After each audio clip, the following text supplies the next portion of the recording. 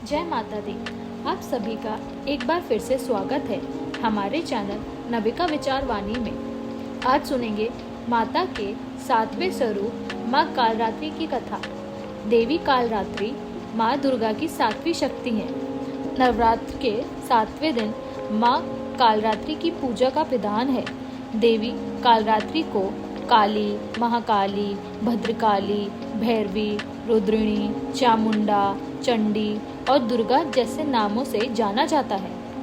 माँ कालरात्रि की उपासना करने से नकारात्मक ऊर्जाओं का नाश होता है।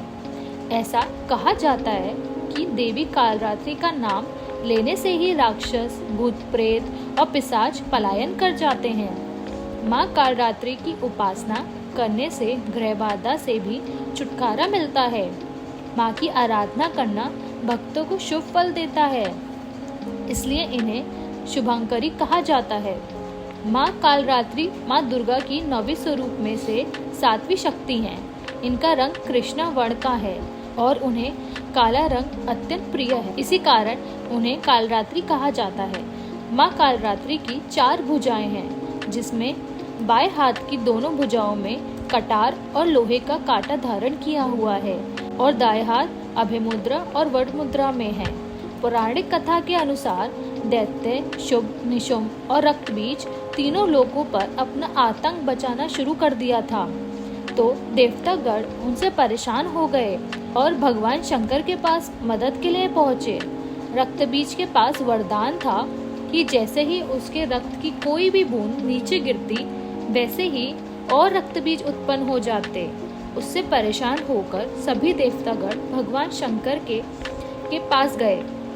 भगवान शंकर ने देवी पार्वती से रक्तबीज का वध करने को कहा और अपने भक्तों की रक्षा करने को कहा।